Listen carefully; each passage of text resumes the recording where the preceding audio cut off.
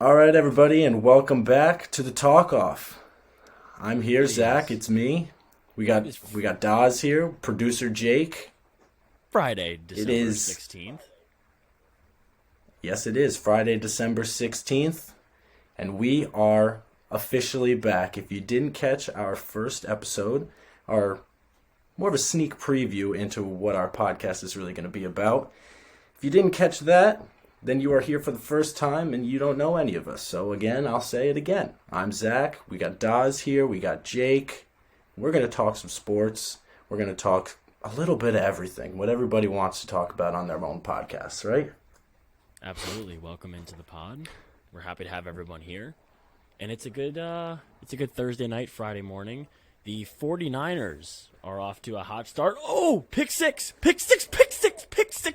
Live. Come on. It's coming back. It's coming back. I hate to tell you, three. you are. I have Niners minus 3.5 tonight. I grabbed that line at plus 105. Well, I mean, that is just a Roughing the passer. Sorry, roughing the passer. That's true. Yeah, you are behind, so maybe you just don't keep spoil it anything. All for right. me. Don't spoil anything for me. All right, dude. But it's been All a busy day. It's been. Well, Jake did hit. Busy Day. I mean, it has been a busy day for the boys. Jake hit George Kittle first touchdown, so Plus 1,200. plus 1,200, and that's a couple hundred beans in the pocket. Gotta love it. Jake also. But I mean, locked we up, had Carlos some Rondon today. That's right. I mean, we've had some movement in the MLB since we last met. Carlos Rodon today to the Yankees, 6 years, $162 million. Daz, let me hear your thoughts. You know, I've always been high on Rondon. I think he's honestly. Last year, you can make an argument that he was the best pitcher in baseball. This is a great signing for the Yankees. I think it was something that they should have made earlier in the season, but obviously Judge was the top priority. Last year, All-Star with the Giants, 2.8 ERA. I mean, this guy was an absolute workhorse for that rotation last year in San Francisco. And he's gonna continue to put out for the Yankees this year. I think the Yankees got a good guy. I mean, he's young. He's going to be 30, going into his 30 year. The Yankees absolutely got their guy behind Cole. They have a great 1-2 punch now. And I think, the Yankees are probably going to be up there now in the conversation with one of the top rotations in baseball with Cortez, Cole, and now Rondon. You add that into this conversation. They have some dogs at the top of the rotation, and they're definitely going to be looking to make a playoff push that's past the Astros now. I think you can make an argument with the Astros losing Verlander that the Yankees probably have a deeper rotation now, but obviously with the offense, we'll see what happens. But Zach, I'd love to hear your thoughts about moving forward. What do you think about the Yankees? Yeah, I mean, I couldn't agree more with everything you just said. I mean, since the offseason started, what we've been hearing when we've been hearing Carlos Rodon is the Yankees is that, yeah, he's probably going to flirt around with free agency, but there's no way the Yankees aren't going to go out and give this guy the 100. I mean, he was looking for 200. I mean, I don't know about you, but I got a notification yesterday, a tweet from John Heyman saying that the Yankees and Rodon were nowhere near a contract, that they were way off. Rodon was still looking for more years and more money, and the Yankees were not willing to give it to him. Yeah, he ends up settling for 162. I think it's a steal for the Yankees. They got their great number 2 guy behind Cole, and now Nestor and Sevy, 2 guys that aren't proven to be very consistent, can take that step down to a 3rd and a 4th pitcher in the rotation and have a lot less pressure. I mean, last year, Cortez, don't get me wrong, he had the season of his life. But I don't think anybody is fooling themselves. Like, nobody thinks he's going to go out there and do that again. He's not going to go out there and do that again. I'm sure he even knows that. I don't think he's going to be it's a that great guy signing for the Yankees. Yankees. But I think Cortez, like you said, this is going to take a lot of pressure off of him. Cortez is probably going to be really good in the 3-hole for the Yankees in the rotation. And, yeah. I mean, this is, and it's crazy to say that, a guy that was arguably leading the Cy Young chase for the first half of the season in the AL, is going to be a third starter in the Yankee rotation. But it's true. I mean, Cortez kind of came out of nowhere last year after very average seasons coming in 2018, 2019, 2020. And then obviously in 2021, kind of, we saw flashes of him being somewhat decent. And then last year was phenomenal for the Yankees. And he'll slot in nicely in that 3-hole now. The Yankees, obviously, it's always the AL East is always going to be a tough battle, no matter the year, depending on whether the Red Sox are being competitive or not. Obviously, it doesn't appear that they're going to be competitive in this upcoming season.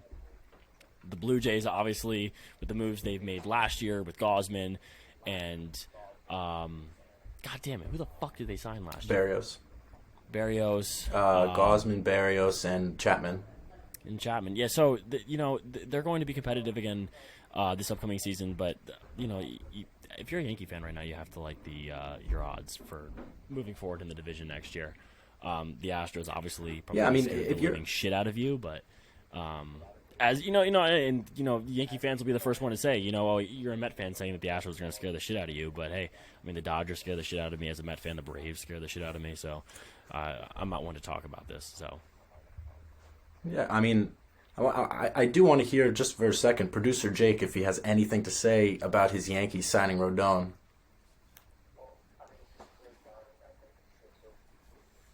It's six over 162, 27 a year. That's 27 AAV, which is... You could argue this is a bargain for a guy like this. I would absolutely argue it's a bargain. I can't deny that this was a great deal for the Yankees. I thought for sure when I saw that they were definitely going to get Rodon, really, that it was going to be at almost 200, if not 200 million, almost 200 million, and at least 7 years. They clearly talked him down. Is Rodon a Boris guy? Isn't he a Boris guy? He is a Boris guy. Yeah, he is a Boris guy. I believe he's a Boris guy. So Scott Boris has been slam dunking this offseason, so that's surprising, honestly. A lot of his guys are getting crazy deals for a lot of years. We saw Xander Bogaerts get 11 years. Nobody thought he was going to come close to 8. And Scott Boris got that one done. But I think Rodon settled for the Yankees, honestly. But he's going to slide into a team that's obviously in playoff contention. They're probably the favorite to win the AL East right now. 100% the favorite to win with the Blue Jays probably at a close second.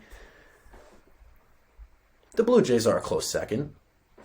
They're a close second, but I don't think they. You know what? Think they have damn near the. I think people are. I think a lot of people forgot about the Tampa Bay Rays last year and what they did.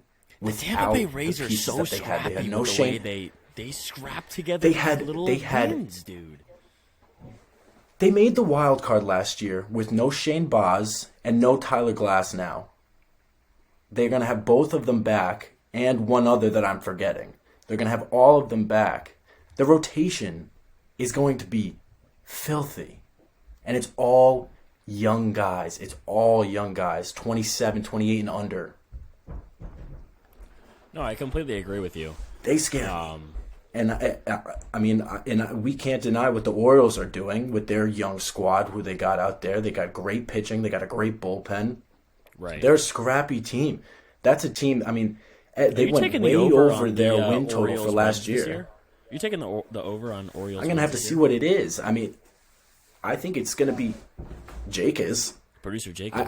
I think it's going to be it's going to be close. The only problem is they play in the AL East. Now, no, I agree with you. 2023, the schedule is expanding, so you'll play your in-division less, but it's not that much less. It still matters. With the expanded so Rodon, it's going to be interesting for sure.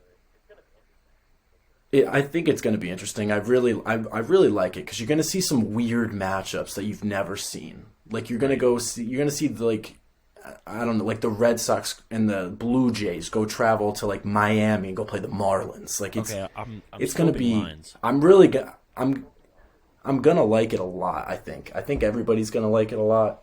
I feel like it should have been this way pretty much the whole time, but I have anyway. So 2023 Rodon AL goes to East. the Yankees. I have a 2023 AL East winner odds line right now. Yankees lead the pack All right, at so let's hear it. 175, plus 175 with the Minus Toronto 170. Blue Jays. They're plus. They're still plus money. Yeah, sorry, plus 175 with the Yankees and Blue Jays both locked up at plus 175. Tampa Bay's right behind them at plus 250. Boston at plus 900 and Baltimore at plus 2800. I'm honestly surprised Boston's at plus 900, considering the fact that roster is. I'm surprised now.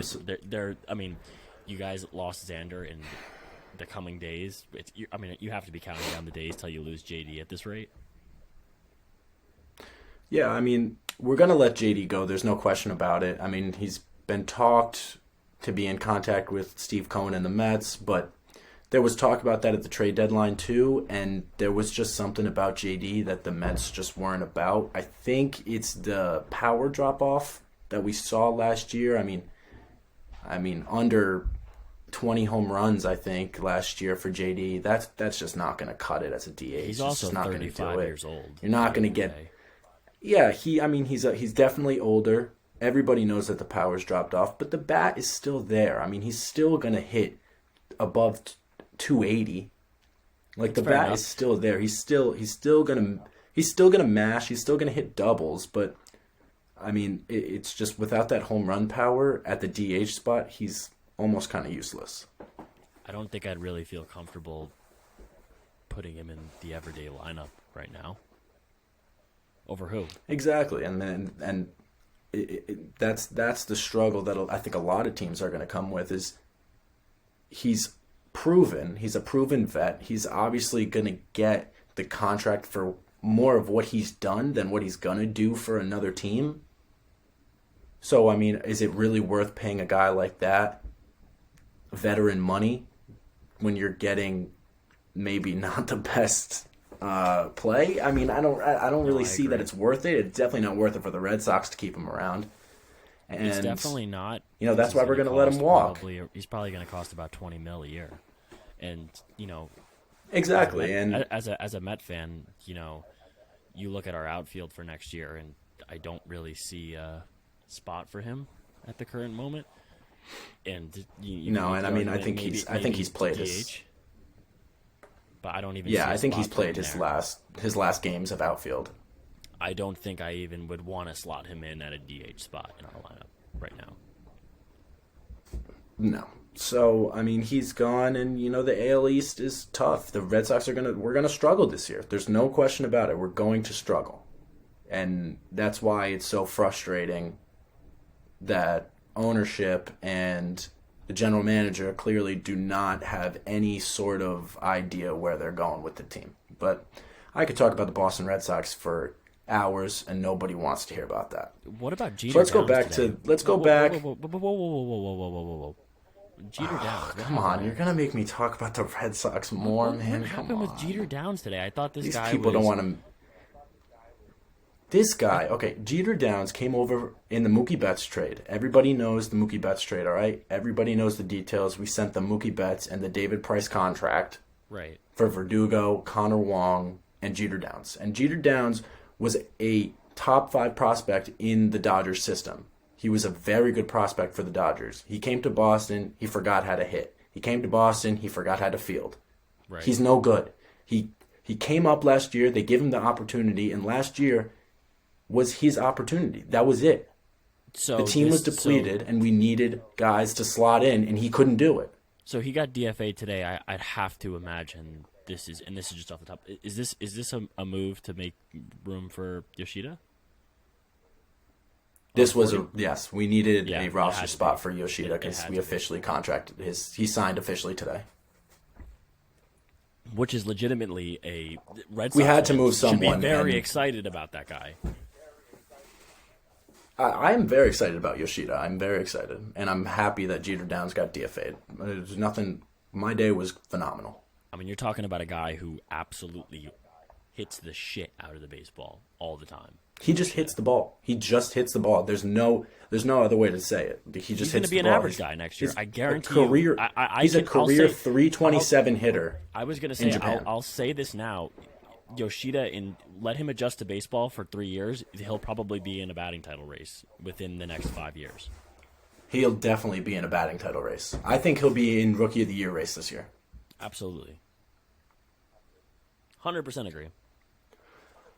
Yeah. All right, so let's move on to the NL. Oh, okay, yeah. Correa. Yeah, let's move on to the NL. Can I just? So Rodon goes to the Yankees, and quick. Sorry. Is this another? Hold on. I might have just called another 49ers pick that was flagged. Hold on.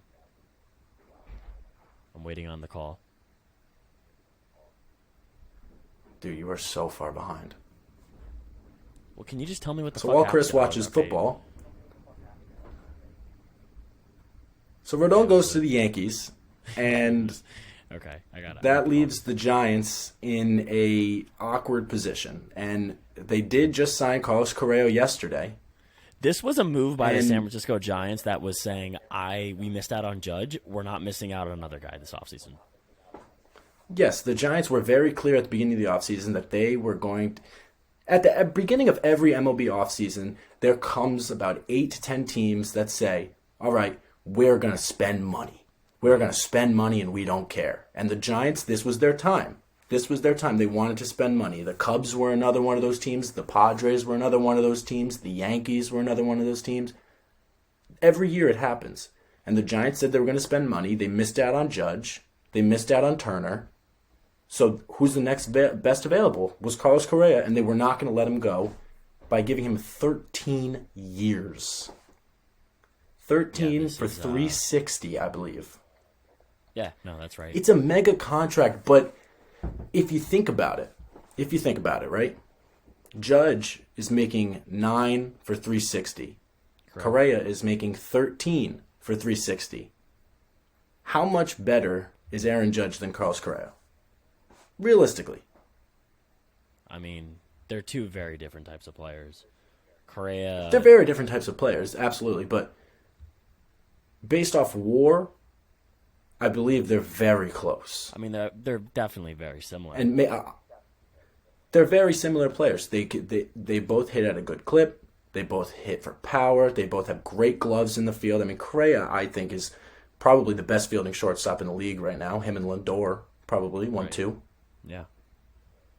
But I would give Correa the slight edge. So they got a great They got a great fielder, great hitter, and this is going to be their leader for the next 13 years. And this kicks Brandon Crawford in 13 years off of the roster, right? It has to at this rate. So I have seen a lot of talk about moving him to third base. Yeah, because he still has a phenomenal glove. Obviously, I mean, Brandon Crawford is seriously was my favorite player besides on the Red Sox. Was my favorite player to watch play baseball because he was just so smooth with the way he played shortstop. He won 2 World Series with the team. He won 2 World Series with the Giants. He is there. I mean, yeah, he's very much indoctrinated into that Giants core that won 3 and 5 years. Yeah, the core of him and Belt and Mad Posey. Bum, like that. That core, Posey, like that core that went to the World Series a couple times and won them. But I mean, he's 36. It's his time. He's done at shortstop.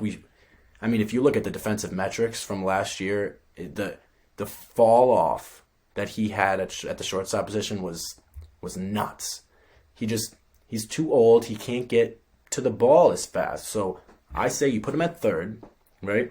Right. And then that leaves the Giants in honestly a good spot. And they gave him a shit ton of money last year too to hold on to him, I think, as well. Because I think a lot of teams were actually after him last year. He had a good. I mean, in 2021, I mean, he kind of. Yes, they were, and the Giants want him. I mean, obviously the Giants want him to end his career a Giant. I mean, he is. He had a great 2021. I believe he's one of those guys who would be. They would look very, very. But I mean, the Giants are in a good spot now. Oh, Chris left. I'm here. Jake.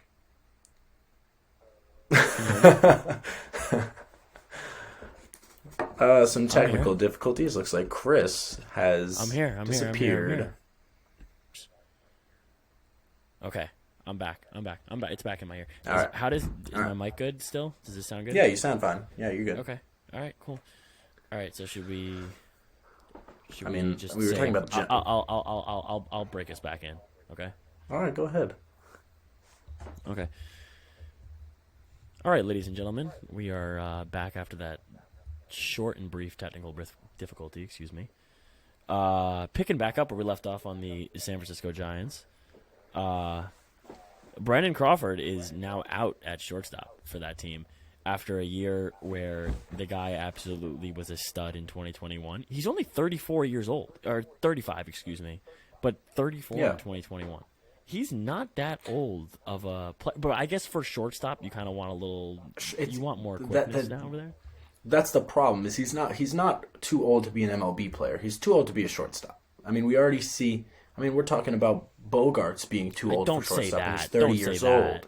Don't say that. People are talking about. People are saying it. I'm not saying I'm saying he's too old. I'm saying people are saying that he's too old to play shortstop, and he's 30. Crawford, we knew the Giants have been looking for a replacement for Crawford for the past couple of years. And then he had that breakout season in 2021, which made them hold off. And I think they were just waiting for the right market, and obviously this was the right market. I mean, with the 3 shortstops that were on the market this year, there was no way if you needed one that you should not go out and try to sign one. So, I mean, I think it's a great deal for the Giants. I think they're in a great spot. But right now. Thing is I also think this was a last resort.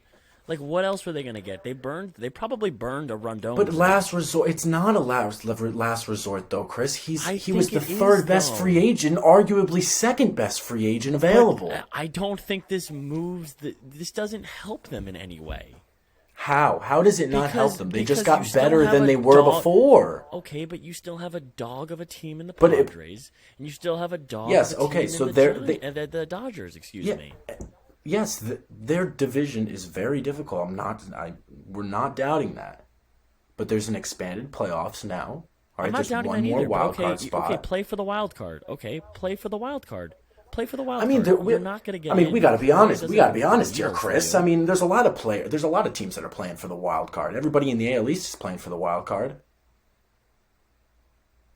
I get that. The Yankees are winning the AL East. You heard it here first on the Talk Off podcast with Zach Daz and producer Jake. You heard it here first. The Yankees are going to win the AL East. As a Red Sox fan, I am calling it right now. You lose Rondon, you gain Correa. In my opinion, it is way more damaging for a team to lose a guy like Rondon than to gain a guy like Correa in the hunt for October. You are not going to make any more progress towards making a wild card spot by losing a pitcher who is arguably one of the more valuable pitchers in the league. We're talking about a guy who is top 5 in Cy Young voting for the last 2 years, and you gain a guy in Carlos Correa who not only can produce, yes, we know what he's capable of at shortstop, but you've had production in the past at shortstop. You had a guy like Brandon Crawford who was hitting 28 home runs, slashing 90 RBIs, and you still didn't really make that push. Now, I know the Giants had that, and I'm going to call it a fluke of a season in 2021 where they won 100 games and they lost in the first round. But listen, this is not going to happen again. The division, the NL West is getting better by the year, and I hate to say it, but you have to start at some point looking for it. And I know the Giants are an organization where they like to spend, and they're not going to say we want to, lay back on the back burner for a little bit and kind of build up the farm system and wait on them because they're always in win now mode. They always want to sell out the ballpark down in San Francisco. But they at some point might have to break the bitch down and say we're going to have to go back to square one at some point. You can't. I know this move for Carlos Correa is kind of a move to say, we're in it for now. We're trying to build around this guy. But who in their right mind, as of now, with the payrolls of the Dodgers and the Padres, who in Major League free agency over the next 3 years is going to say, I want to go to San Francisco and try to help the Giants win when you have beasts in that division? I mean, I don't think the division prevents people from going there. I really don't. I don't think it prevents. I don't think it prevents people from going there. I think what it prevents is people from saying, why not going to the Los Angeles, or why not going to San Diego? No, okay, so I know what you're saying. I get it. And so, in your opinion, then, what would stripping down the Giants look like? I mean, outside of Correa, I still think they have a strong team, but there's no one that they have that they can even get rid of to rebuild.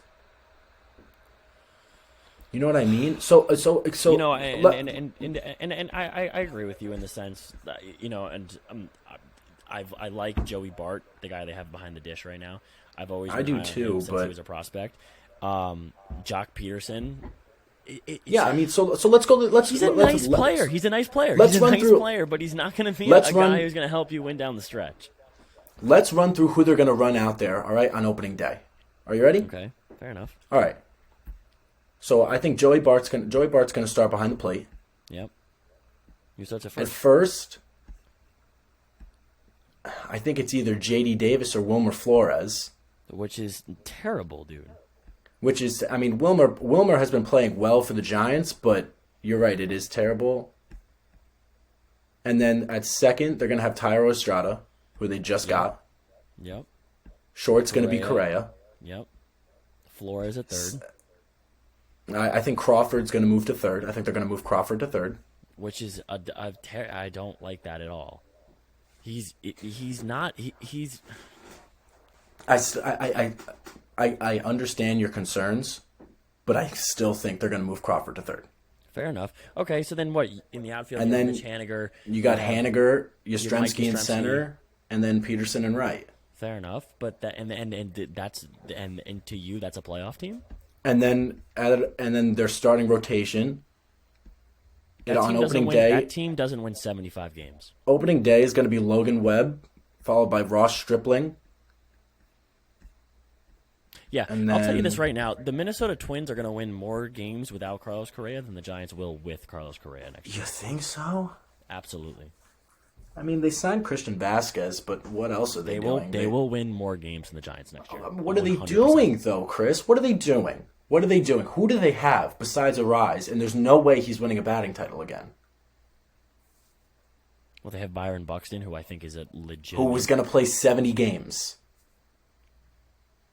I mean, you can make that argument with any player. I mean, just because he gets hurt often doesn't mean he's going to be, There's a difference between getting hurt often and getting hurt every single season.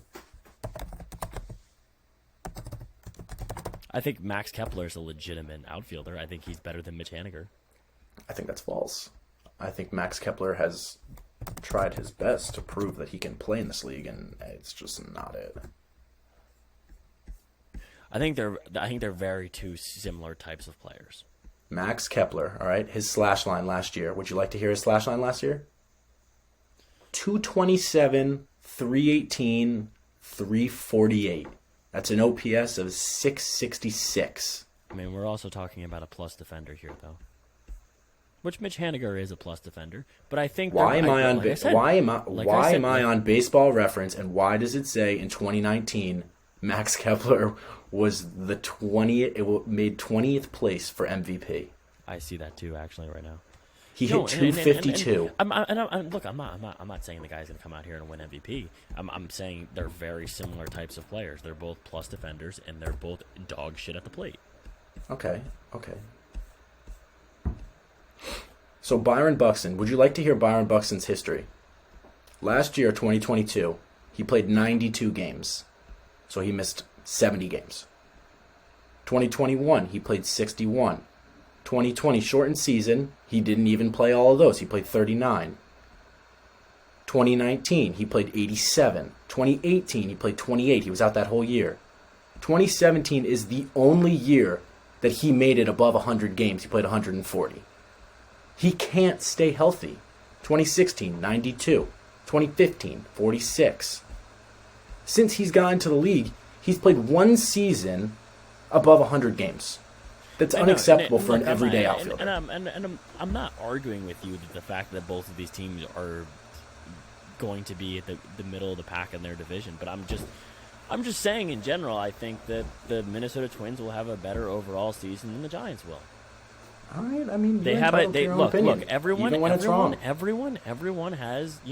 everyone plays each other next year in the league, and the Twins just so happen to have an easier division. So, when it comes down to division play, I think the Twins will overall do better. I mean, the Royals in that division, while they're still rebuilding, are not as strong as a team like Arizona could be. I mean, I think Arizona could actually be very shocking to some people next year.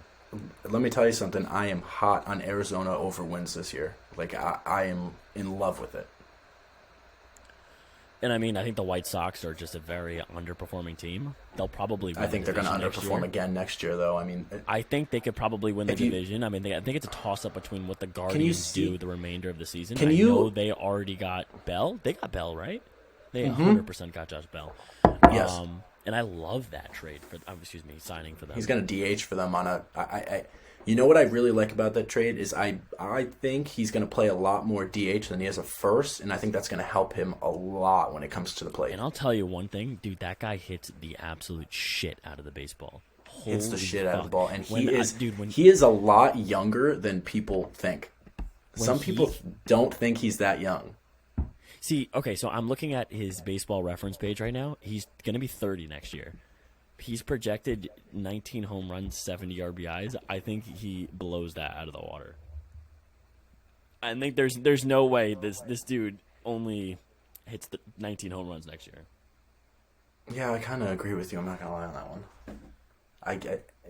I don't because think Frankie, Terry Francona is going to use this guy in the middle of the lineup and help. I guarantee you, he's like you said, he's not going to play the field that much, but he'll play 150 games next year.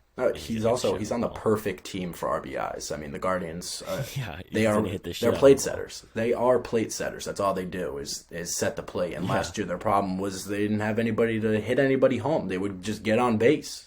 They probably left the most people on base in the league besides the Red Sox, obviously. I'm going to make a hot take about the Guardians. Go for it.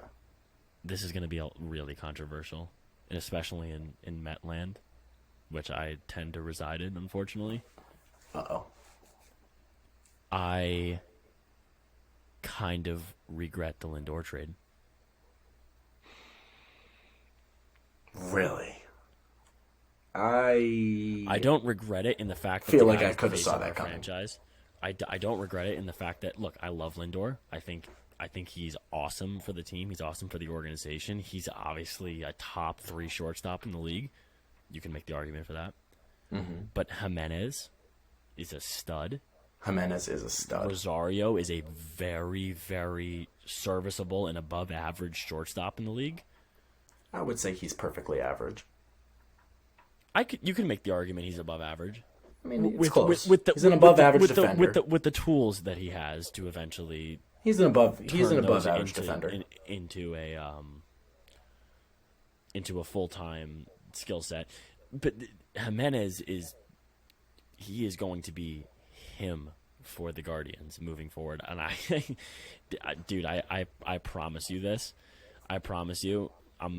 Mets fans now will disagree with me on this, but I promise you, come 3 years from now, we're going to be biting our ass saying we probably should have tried to work Jimenez out of that deal.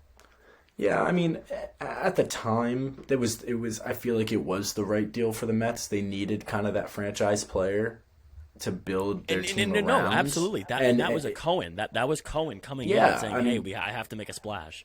Yeah, he did have to make a splash. He had to come in and prove that he wanted to spend money, and that's what he did. And I think hindsight obviously is going to kill you, and hindsight is 20/20. It's a fact.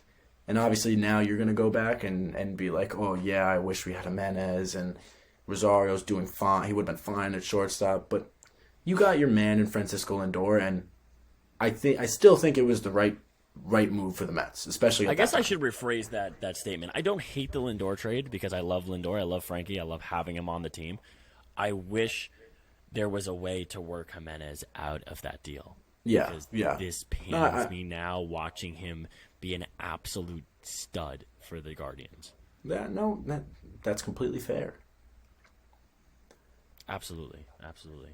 Should we stay on baseball talk, or should we talk a little World Cup? I know there's a little bit going on with that. I haven't been following the World Cup as closely as I probably should be following the World Cup, considering it is the sickest sporting event that happens every 4 years.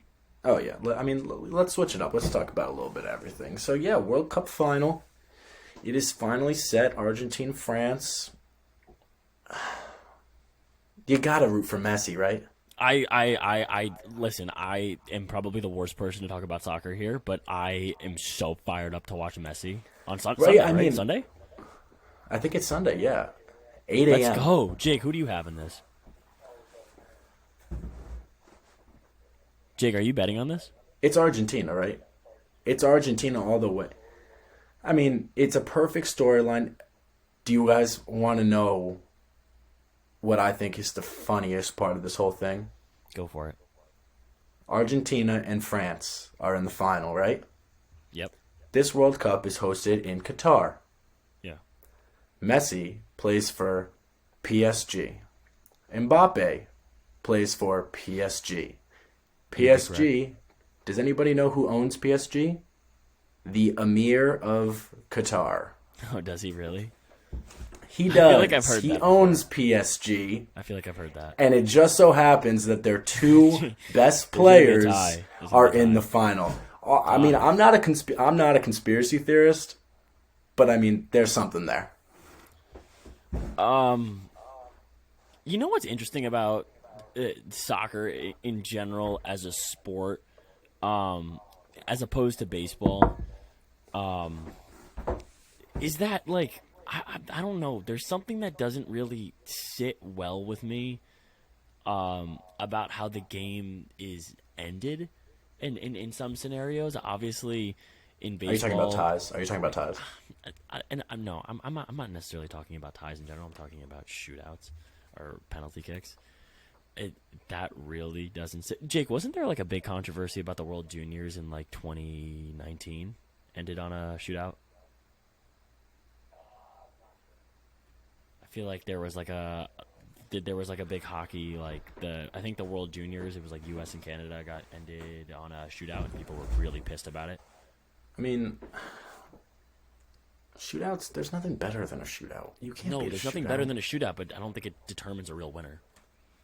Okay, it might not determine a real winner, but you can't beat a shootout.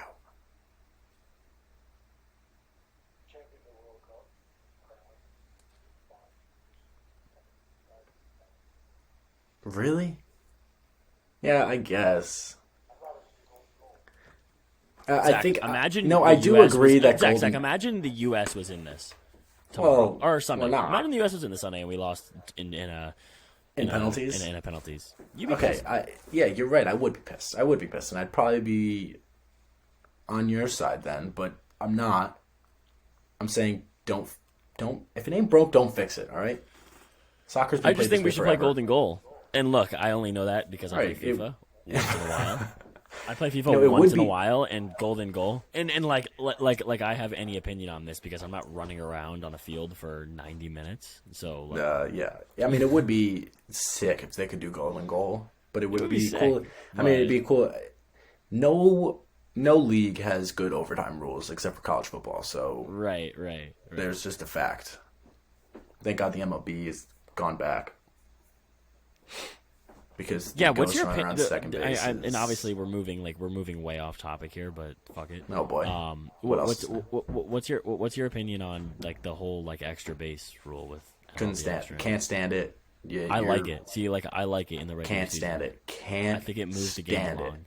I think it moves the game along. Why do you need to move the game along? Why? Because was it too long for fans? Leave. It's too long for a casual fan in the regular season. I understand. Leave. The game doesn't. Most of those games don't matter. Leave. Watch it on TV. Most of those games don't matter. I mean, look, Watch and it on. I'm not arguing with you that I don't hate your position on it. I'm not saying it's a bad position. I'm just saying. See, I'm the complete opposite. I'm saying I hate your position. You're wrong. You know what's dumb? I'll tell you what's dumb, and we can both agree on this. The 7-inning doubleheaders during the COVID era. That's dumb. That's also dumb. That was dumb. That was really dumb. I'm tired of Rob Manfred. That was dumb. I'm tired of these sports trying to make them go faster for the fans. If you don't like it, stop watching. All right. Right. There's real sports fans out there that enjoy watching a 4.5-hour baseball game. I don't even care. I don't like watching a 4.5-hour baseball game.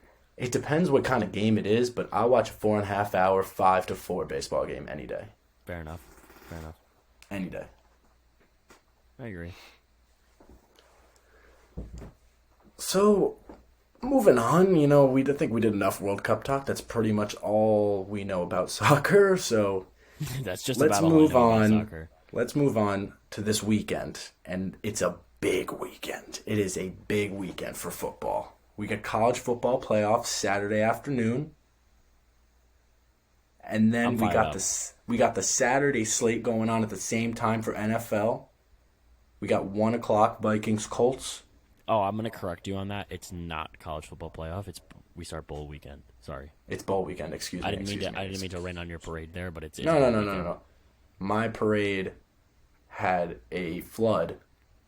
You just rained all over it. Can I talk about game that everyone should watch out for, by the way? I would love to hear it. Wednesday, December 21st, Western Kentucky, South Alabama, 9 p.m. on a Wednesday.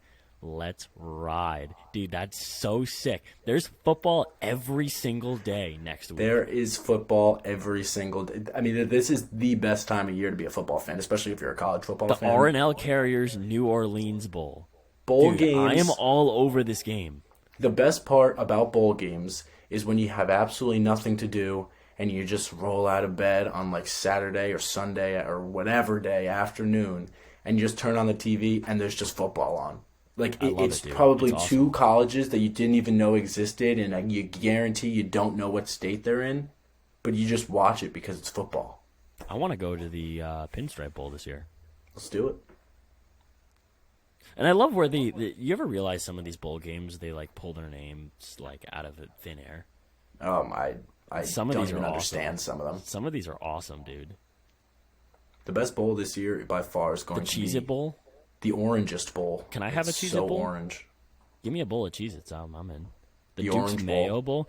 Duke's Mayo Bowl. That sounds awesome. Tony the Tiger Sun Bowl. Dude, where do I sign up to get tickets for that? I guarantee you it's in Arizona. If anything says sun, it's Arizona. I'll tell you right now. It is in El Paso, Texas. Oh, fuck. Close enough. Is there a lot of sun in Texas? I don't know. I think it gets cold. I think it actually gets cold there in the winter. Yeah, I don't know. I've never been to Texas in the winter. I've never been to Texas, period. Neither of you. The Rose Bowl is always fun to watch. I always like these New Year's games, except this year, I guess it's really not. There's no games on New Year's. Yeah, I don't know. I mean, it gets the Winter Classic on New Year's. The New Year's Day is always the Winter Classic, isn't it? It's usually it usually is. No, it should be the Winter Classic.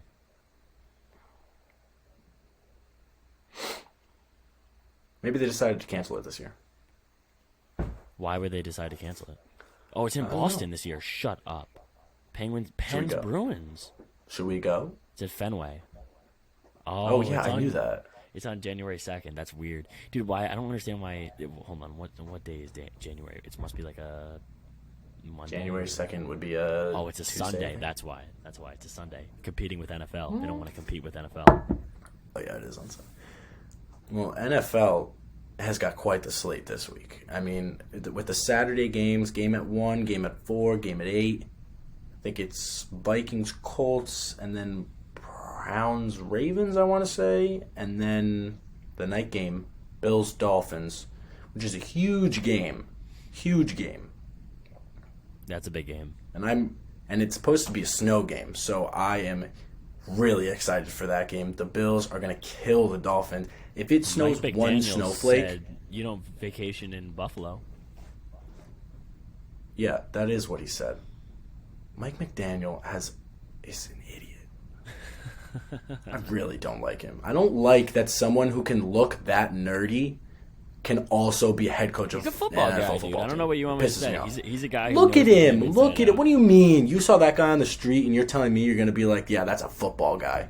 I think he's. No. I think he's such a football brain.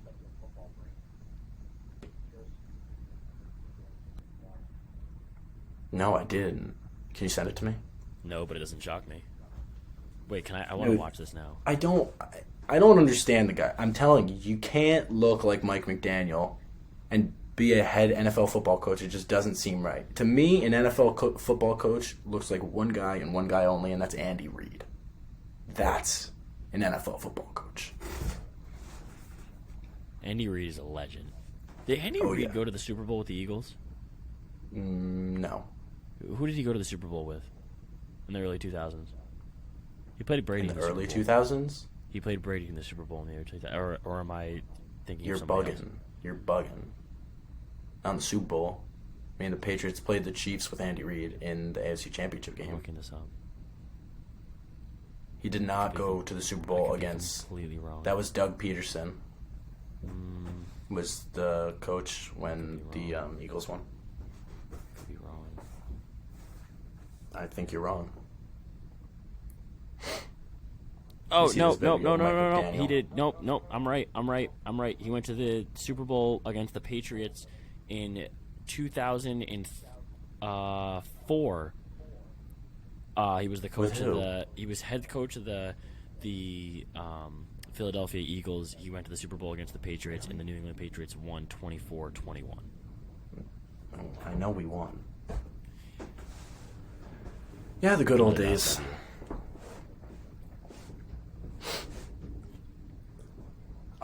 Jake, I just watched the video. That guy just creeps me out. He just creeps me out. Look at him. He doesn't look normal. He's a weirdo. No, he is just a plain weirdo, and there's no other way to describe him.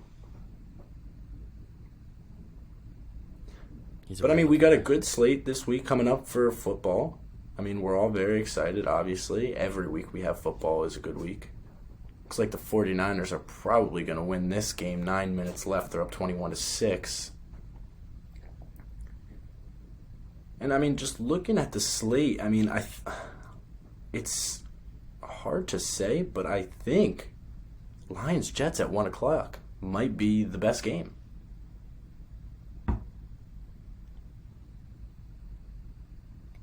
I probably agree with that. I mean, Giants-Commanders is the night game tomorrow on Sunday night. You can make an argument that the Pats-Raiders is going to be a good game. You know, I think the Pats-Raiders is going to be a good game, and I heard this the other day. Don't remember where I heard it, but the Patriots and the Raiders are like the best of the really shitty teams. Yeah, I agree with that. And by the way, Like, we're both... And I hate to cut you off on this, but I just saw something that came up on my feed, and I just want to point this out. The Tampa Bay Buccaneers play the Bengals this week, and the Bengals will most likely win that game. Buccaneers will fall to most likely 6-8, and the Buccaneers will still be in the lead for the division. And the Buccaneers are going to make the playoffs at the Buccaneers are going to make the playoffs at 8-9. They're going to be 6-8. They're going to be 6-8 through what, week 15, because they had a bye already. Yeah. So they played 14 games. So the Buccaneers realistically are probably going to be 8-9. I'm telling you, 8-9. They're going to be 8-9. They're going to be 8-9. They're going to go 2-1 in their last and be 9-8. But I don't. That's terrible. There's no that way is they win terrible. out. There's no way they win out. No, and they're going to win the division though. And you know what Tom Brady's going to do? That's the sad Brady's part. going to be in the NFC Championship game. Well, I believe there is actually still a possibility that the Carolina Panthers can win the division. I'm not positive on that, but I'm pretty sure. I bet on the Saints to win the division. You know, I can remember the beginning of the year, and I remember commending you for that bet and saying that was like the greatest bet you could possibly make. I thought because it was a I great was bet. huge on the Saints this year, huge. but their defense You have can't. no idea how Their excited defense about that bet I was. is very underwhelming, and they keep starting Andy Dalton at quarterback. No, I agree. That's it. And give us Jameis. Give us Taysom Hill, dude. I want to see what that guy has. I don't like understand when they just stick him in for 1 or 2 snaps and then throw back in Andy Dalton. Like, if you're going to go Taysom Hill, now, go dude, all out. Like, you've watched Andy Dalton for 15 weeks now. You're not tired of it yet? Jesus. While we're I'm tired of seeing that guy on the TV. We're watching the I'm behind you guys, but we're in the process of Thursday Night Football. We're taping during Thursday Night Football right now. Niners are steamrolling the Seattle Seahawks 21-6. Steamrolling. With 9 to go. B. And no, just kidding. BCB. I'm not going to lie with you. I didn't like the McCaffrey trade for the Niners. I thought that McCaffrey probably could have been of more service elsewhere, as there's like so many mouths to feed in that Niner offense. But I think this trade, like this might be the move to make them like the scariest team in the NFL right now. I mean, as he breaks off a 10-yard run.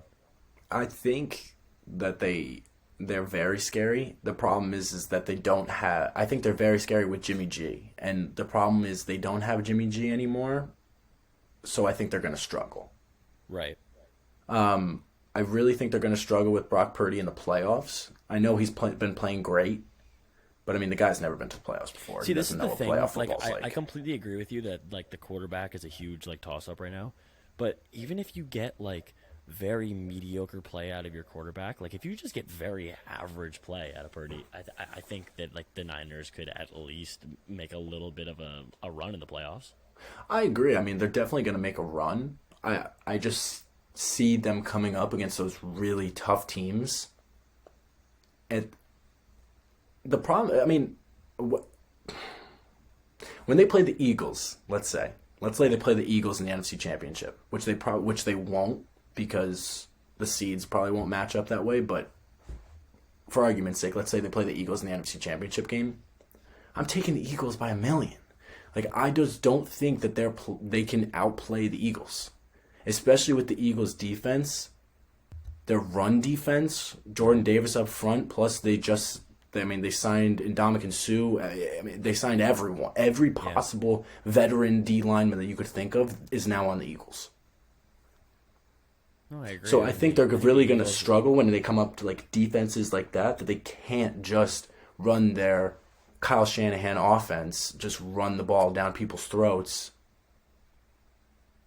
When they can't do that against defenses like the Eagles, I think they're really going to struggle, and that's where Jimmy G would really help them, because he's been in those positions and he's able to make those quick throws to ease off the run game.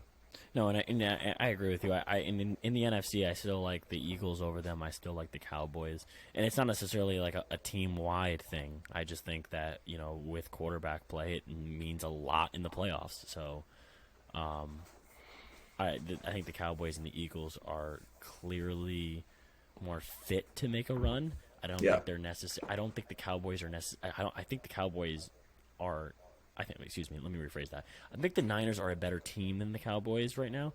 I think the Cowboys are more fit to make a further playoff push than the Niners are, given the situation at the quarterback right now. I think that's fair. It's fair to say. Yeah. All right, so that's almost going to wrap it up for us. Got a couple more things to do before we leave. Do we want to hit on Florida Man Friday? I know this. This is a segment that the viewers have not experienced yet.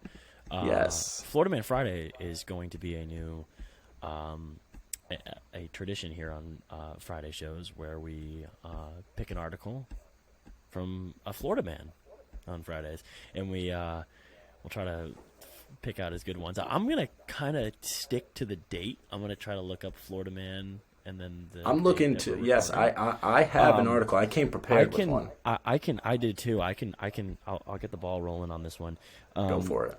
This one comes from December 15th, 2008, a Florida man accused of sandwich assault.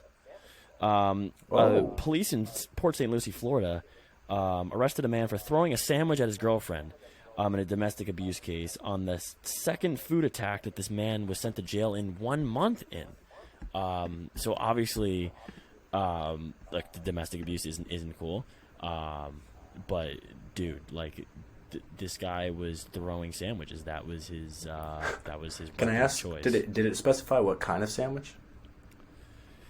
No, but the thing is, turkey club or what? I mean, some sandwiches can be really hard. I just don't understand why the guy would be throwing sandwiches. Like, why would you waste why would you waste food like that? It seems like a waste to me. And like, why? Like, dude, at the end of the day, just relax. Okay? Just relax. Enjoy your sandwich, and be kind to one another. So I got one as well, and since it's the first one, I think we're gonna do two. All right. So I went more recent. This is from 2 days ago. 2 days ago, in Lake County, Florida. Oh, breaking news, actually. This is the title of the article. Florida man accused of hitting wife with Christmas tree after asked to help dinner. Wow. So, this Florida man, Richard Atchison, 52, him and his wife, just, hanging out at home. He's had a couple drinks, of course, because, he lives in Florida. Wife's making dinner. She asks him for some help. He doesn't want help. His wife throws a spoon into the sink. Water splashes on my friend Rich here. So he decided he was going to flip out. He was going to yell at her, tell her to leave, shoved her a bunch of times. As she was leaving the house, he threw their Christmas tree at her. He picked up their Christmas tree. It was a real tree. And he threw it at her. So our friend Richard is going to spend some time in the Lake County jail. And that is Florida Man Fridays. Jake has a Florida Man Friday entry, does he? Jake, do you have a intake? I think he had the same one as me. Yeah, we ended up having the same one. It's all good. Roulette spin. Do you have your picks? Do you have your pick? Oh shit! Sorry. We have to do picks for today, no. I do have a pick. We are going to do picks for this weekend. I'll start us off. Do you want me to get the ball rolling on this? Because it's up to you. I'll get rolling on this. I absolutely love. I absolutely love Creighton +4 against Marquette tomorrow night. Creighton is at Marquette in Milwaukee. And look, Creighton at the beginning of the year was a top 25 team. They have some absolute studs on the roster this year. They definitely have underperformed to begin the year, but I think this is going to be a bounce back game for the year. The Big East is opening league play this week, and I think they're going to make a statement. I don't think there's any way Creighton doesn't cover against Marquette. Big East games are always close, but I think the line is tight enough where it's you can feel comfortable in your pick at Creighton +4. It's a good pick. Good pick. Jake? Yeah, I'm actually gonna audible at the last minute. I was gonna take the Eagles just because I'm very big on them winning this week, but 9 is a lot of points, and I do like Justin Fields, so that was my original pick, and I'm gonna audible here to the Arizona Cardinals. Cardinals. Who do they play? They play the Denver Broncos with Russell Wilson possibly not playing. I don't think he is playing. They're just complete garbage, and I like Colt McCoy. He's playing, right? Yeah, he is. Colt McCoy is playing. Colt McCoy is exactly what you want in your backup quarterback. Exactly. He gets the guys fired up, so I'm going with the Arizona Cardinals +3. Take the points. I like it. Love it. I like it. Zach? For me, I'm going to go Saturday slate. First game, Vikings-Colts. I like the Vikings -4. I think the Vikings are going to have a big shut-up fans week this week after losing to the Lions last week in the ultimate trap game of the year. There's no way that they don't come out and just bury the Colts. I think this is going to be like a 35-10 game. I love the Vikings. I think 4 points is not enough points against a terrible Colts team that can't do anything. They have no quarterback. They have no coach. Jonathan Taylor is obviously not doing what he did last year. I love the Vikings -4 this week.